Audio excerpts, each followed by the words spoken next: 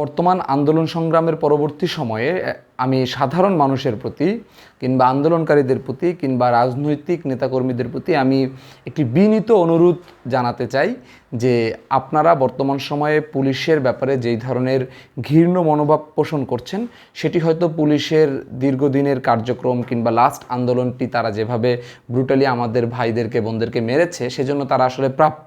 কিন্তু আমাদের বাস্তবতাটা বুঝতে হবে। এই মুহূর্তে আমরা যদি পুলিশদেরকে মেরে ফেলি, পুলিশদের জীবনের জন্য যদি আমরা হুমকি স্বরূপ দাঁড়াই, তাহলে কিন্তু দেশে যেই ধরনের অরাজক অবস্থা তৈরি হয়েছে, যেই ধরনের নৈরাজ্য তৈরি হয়েছে, সেই নৈরাজ্যের সুযোগ নিয়ে সন্ত্রাসীরা কিন্তু আমাদের জীবন ও মালের জন্য সবচেয়ে বেশি অনিরাপদ একটি ব্যবস্থা তৈরি করে ফেলবে।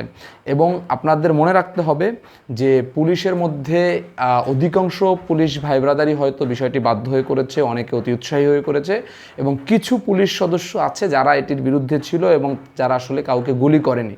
তো আমাদের সেরকম একটি যারা ভালো ছিল, যাদের বিরুদ্ধে অভিযোগ নেই, এই রকম পুলিশের ব্যাপারে আমাদের এইরকম পুলিশদেরকে নিয়ে আমাদের একটি নতুন রাষ্ট্র গঠন করতে হবে, যেই রাষ্ট্রে আসলে পুলিশ মানুষের সত্যিকার অর্থে বন্ধু হিসেবে কাজ করবে এবং লেজুর ভিত্তি বন্ধ হবে।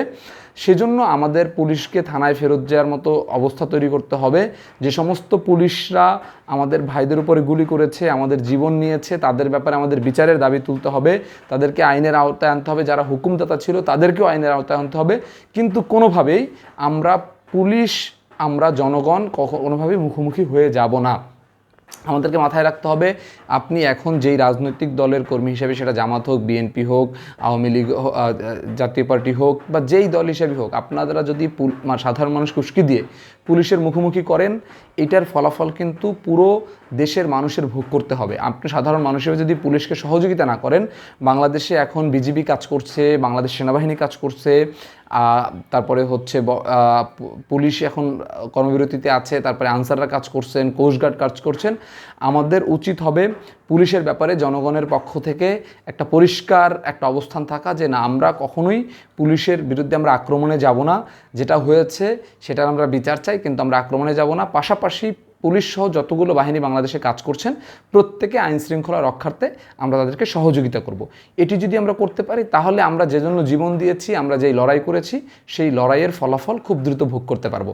যত বেশি আপনি এই বিষয়ে দেরি করবেন, যত বেশি তাদের প্রতি ঘৃণা ছড়াবেন, তত বেশি আসলে আমরা ক্ষতিগ্রস্ত হতে থাকবো।